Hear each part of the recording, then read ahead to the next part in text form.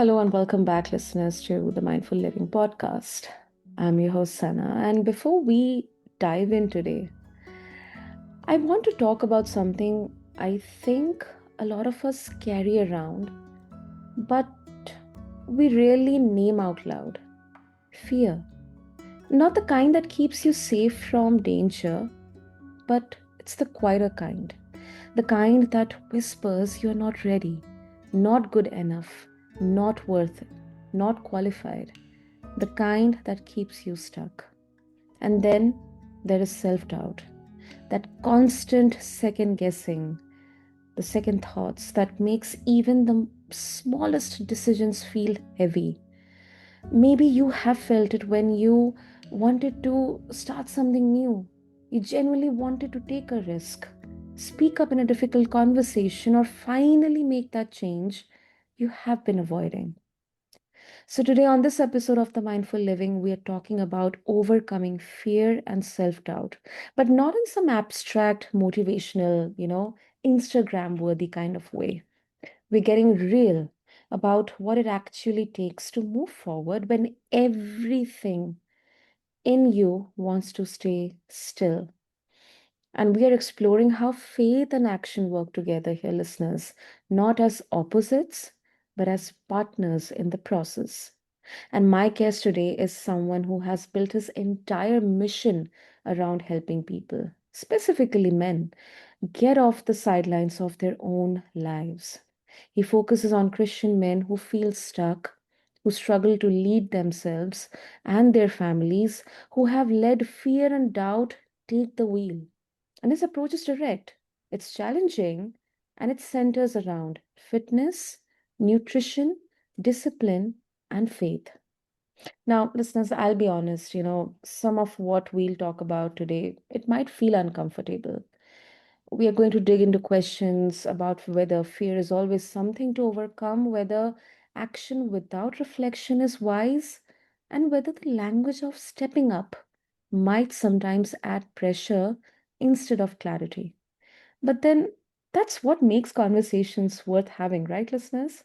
So, meet my lovely, incredible guest, Sean McManus. And Sean, welcome to the Mindful Living. And I'm really, really glad that you are bringing up this topic, this conversation for all of us. Sana, thank you for having me. I'm excited to be here. I'm excited for our conversation today. Totally, totally. And to begin with, I mean, you talk a lot about specifically around, how men they are being on the sidelines. And then there's constant needing to step up. Um, what do you actually mean by that? Because from the outside, it could sound like you are saying men who are struggling are choosing to be passive. But then, isn't fear and self-doubt often not a choice? Like, I mean, it's a long question, but yeah, how do you distinguish between someone who is genuinely stuck versus someone who's just being lazy? Yeah, so I think it really comes down to, I think most guys aren't trying to be lazy. I think most of it is the passivity is what's causing the struggling. Okay. I don't like it's more the other way around in terms of we've kind of pursued this comfort in today's day and age. Like this is the easiest time ever in our entire world and our entire universe. It's Mhm. easiest to be comfortable. And so we've kind of set up our lives to pursue that comfort. And Mhm. in that is what really comes that passivity. And the passivity, oftentimes is what kind of fuels the self-doubt or the unfulfilledness or guys sitting on the sidelines. It's they feel like they're doing the right things Mhm. because they're doing what's considered normal or average, but in reality it's really passive, and that's why they're living in a way that's unfulfilling to them. You know what, that makes sense because what you're saying, I hope that I'm hearing it right. Like there is a point where um, fear becomes an excuse if someone isn't taking any action at all. And this is right. This is true because personally for me, and I've observed this as well, not just keeping restricted to men, but to humans, that often we think or overthink more about the outcomes, the repercussions, what others are going to think, or what is going to happen if this happens, and do that, all the permutations and combinations, and it kind of leads to no action. And if there is no action, if there is no um, first step here, how exactly are we able to predict all the outcomes here? And here is where I want to actually push a little, Sean, because um, what about the men who are trying, actually they are genuinely trying, but they're not seeing any results, the ones who show up, who pray, who actually work on themselves, but then still it's somehow not giving them some tangible outcomes here. How do you speak to them without making them feel like they are failing? Mm. Excellent question. I love where you went with that. So Mm-hmm. that's a very normal part of growth in terms of like I'm trying all the right things and it doesn't seem like anything's working. And I would even push back a little bit and challenge on that. Like that's going to be you're going to have days like that throughout your entire life. You know, whether you achieve success in the way that you think you need to or like whatever mindset around success that you have right now, once you achieve that, like you can achieve that level and still have those same thoughts of you've moved the needle some, but now your target is different. Your target is bigger. So you're still going to have those days and those feelings of like, this isn't working. Like I'm not doing something right. Like it's a like that's just part of the growth journey, whether you're an entrepreneur or not. That if you're pursuing growth, like you're constantly pursuing the next level, which means you're constantly going towards a level that you've never been to before, which means you're Mm-hmm. still going to be fearful. You're still going to run up against that wall of like, I don't know what I'm doing, because as you're increasing your capacity, like the needle continues to move. Does that make sense?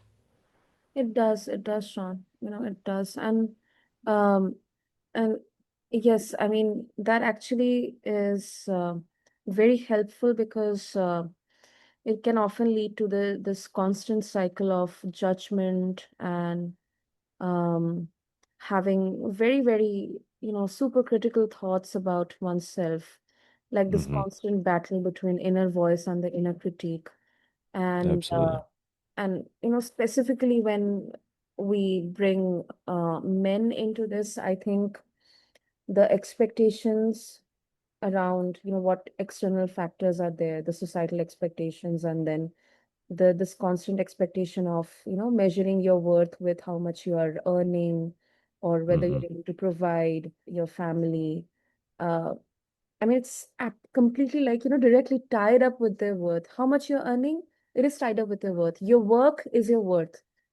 I mean, Hmm. your work is your full life. But then, apart from that, your loved ones, maybe your faith, your physical fitness, your mental fitness, are those the part of your life or not? So I think that's a very, very slippery slope to be in. I agree. Yeah, I mean it really is, and that inner critic and that inner voice, I think it goes back to the saying of like you are your own worst enemy. I definitely believe that's true, and that can manifest itself in terms of self-sabotage. Mostly is how it manifests itself, or even fear, where you decide to go a direction and you get so fearful, and your inner critic is saying, "Hey, you can't do this," or whether maybe it's an attack from Satan or however you want to look at it, but whatever that is can talk you out of making those moves and taking the action that you want to. And you can call that your inner critic, you can call it analysis paralysis, like Mhm. whatever you want to do, but we feel like we have to have this plan put together and we feel like we have to know everything that's going to happen before we take one step in the direction that we want to go.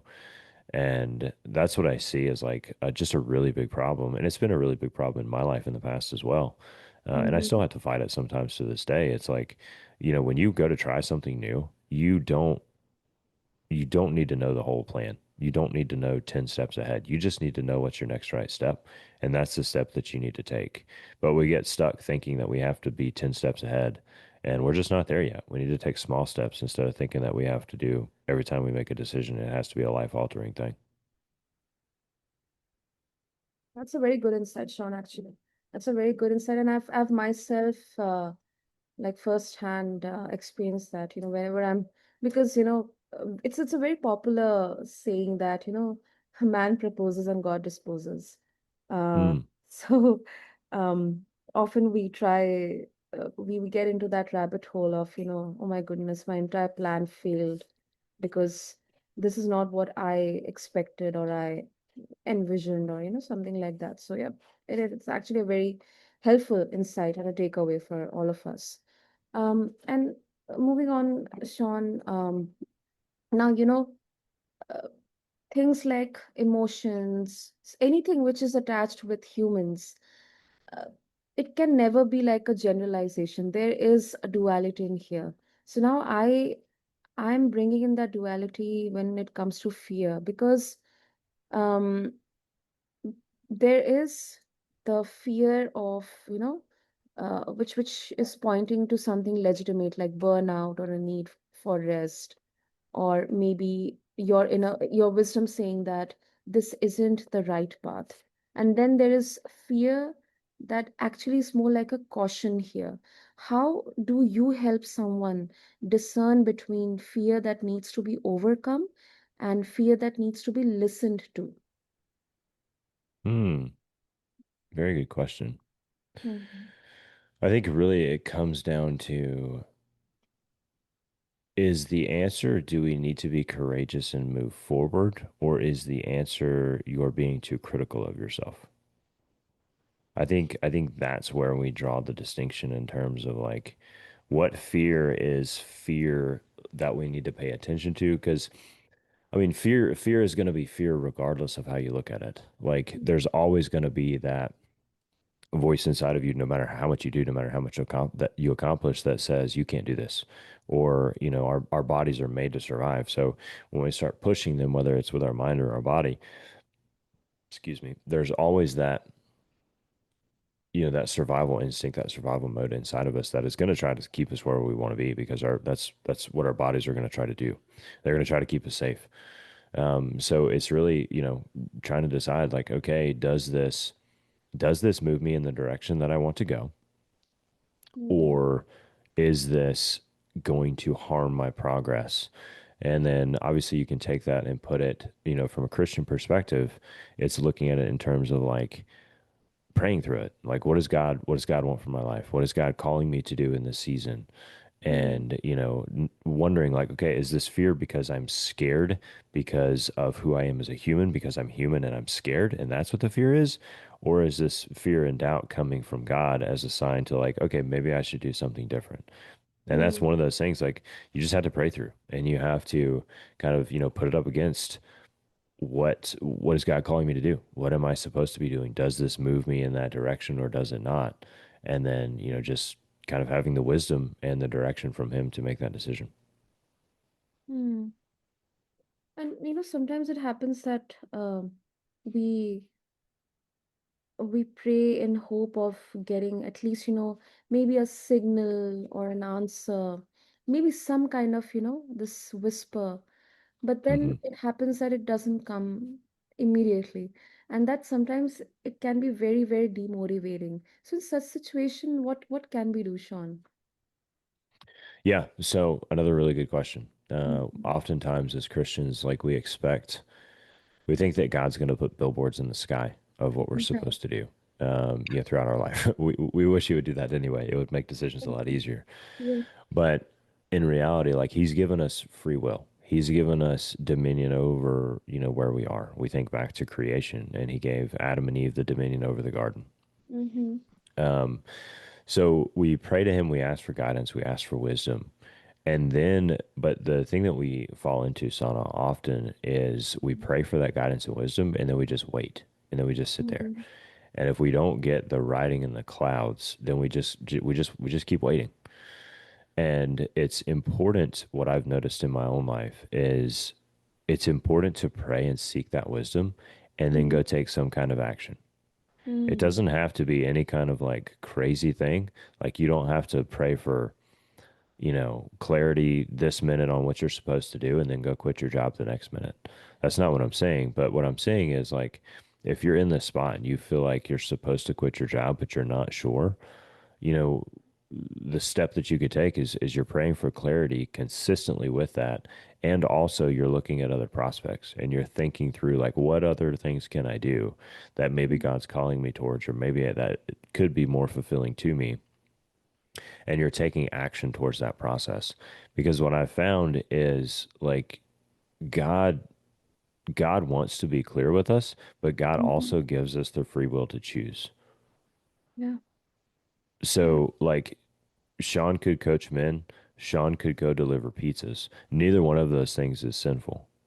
One of those things is going to be more fulfilling to me than the other, but Yeah, it doesn't mean that I am necessarily against God will for doing one versus the other. Does that make sense? it does. It does, Sean. It actually does because that's exactly it happens a lot of time that that um that loss of hope or that kind of sometimes it can also manifest as this anger that why God is not giving me a solution here or giving me answer here.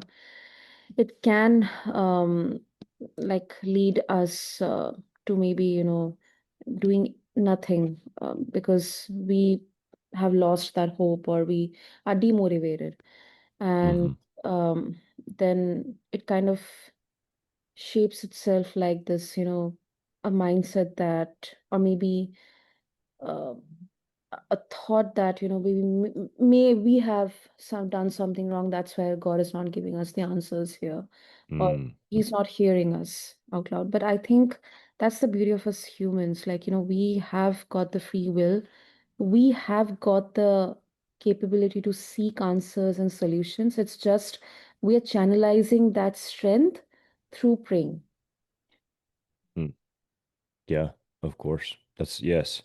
And the one thing that helps me kind of look at this sauna in a good light, and I think it's gonna be helpful for your listeners as well, is looking at it in terms of like if you have children. Like when Yeah. I look at my children and like I don't want to dictate what they do. Mm, Like if they're excited about something, I want to support the thing that they're excited about. As long as it's not sinful, of course. mm, But looking at it like, maybe my son, just say for instance, he likes, I don't know, say he likes football and not baseball. Like that's fine with me.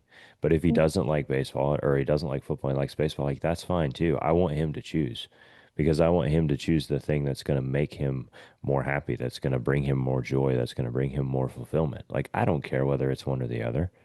mhm, And so when I look at it in that light, like I think of God as our heavenly Father, and he's made us a certain way, and he knows obviously because he's all knowing, but he's looking at us, and maybe I'm praying that prayer of like, God, what do you want me to do? And maybe he's looking down and saying, son, what do you want to do? mm. Like I delight in what you want to do. And of course, again, there's nuance there as long as it isn't sinful. But that's been a good reframe for me, in terms of looking at it in that light. Like we look at our kids and it's like, no, son, like whatever you want to do, like I'll support you in it. And I believe that's how God looks at us in a lot of these situations too. Mm. Because instead of us thinking that he's just going to tell us what to do, like he's given us that free will. It's a beautiful way to look at it, Sean. Yeah, very helpful, actually. And um, your message, it seems to really focus on the individual. Like you need to lead yourself, you need to step up, you need to get disciplined. And yes, it's absolutely, I mean, at least for me, it's right. And I absolutely respect that because personal responsibility, I also think accountability it also matters. But then, do you ever worry that this framing can make people feel isolated in their struggle? Like, if I'm still afraid or I'm still doubting myself, it is because I am not working hard enough or faithful enough. Like, how can we balance personal accountability with the reality that sometimes we need help, we need therapy, we need support, we need medication, or just someone to say that it's okay that it is hard. So good.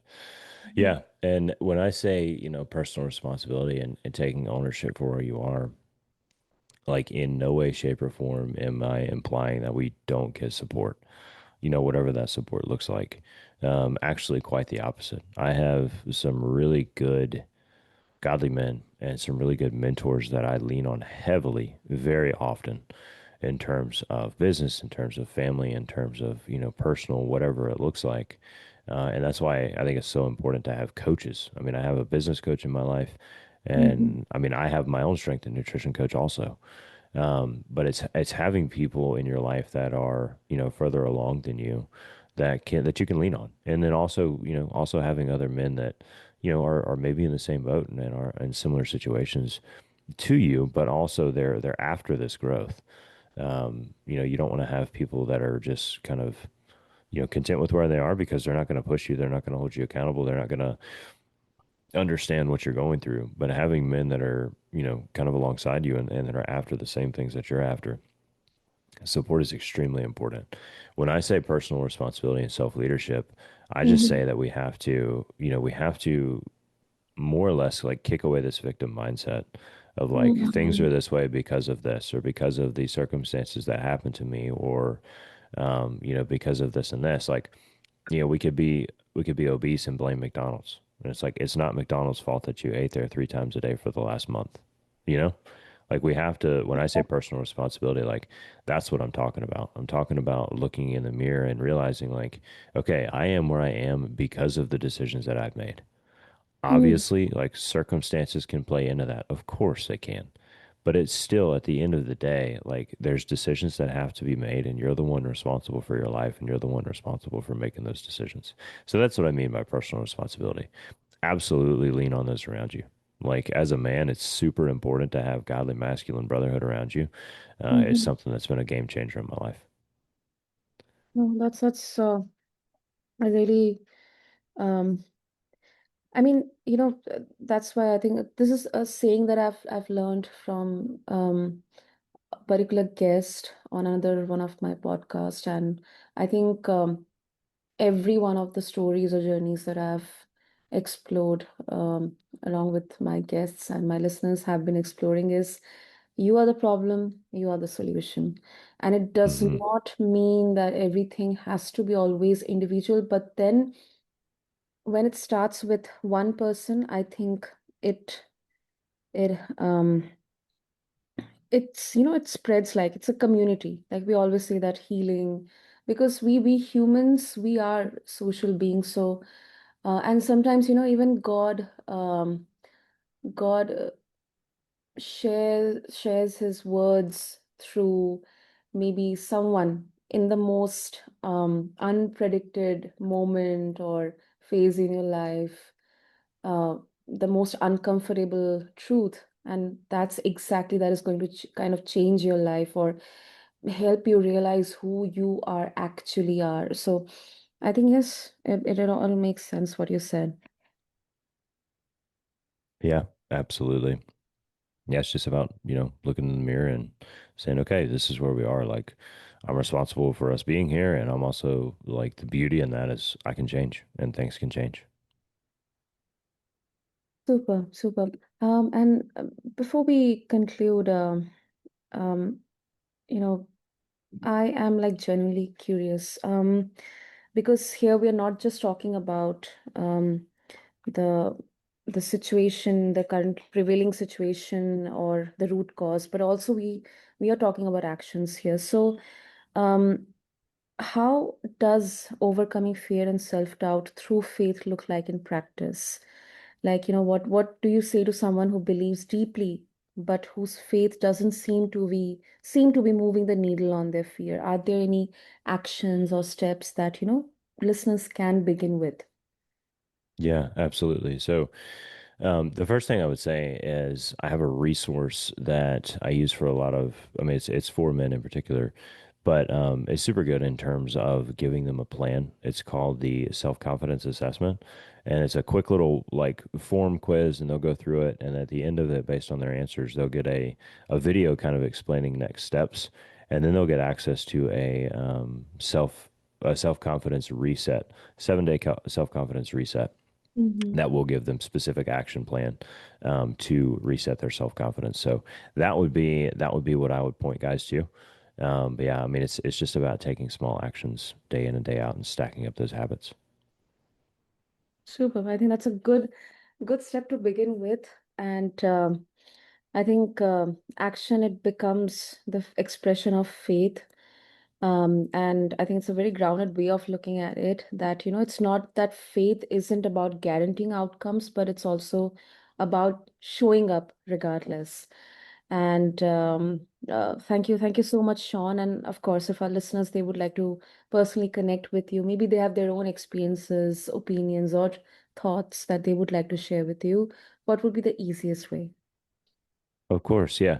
So just send me a DM on social media, Facebook at Sean McManus, and then Instagram, TikTok, and X at the Sean McManus. Of course. So, listeners, as you all know, I'll make it easier for you because I'm going to mention all the links, the resources that Sean just mentioned today in this podcast, attached along with this very episode. So just find them along with this episode on your favorite podcast platform. And let's bring this home, listeners. We have talked about fear, self doubt, faith, action, community. All these pieces that don't always fit together neatly. And I think that's the point. Overcoming fear isn't a formula or a checklist. It is not something, but it's a process. It is messy. It can be a bit uncomfortable, but then it requires both courage and humility.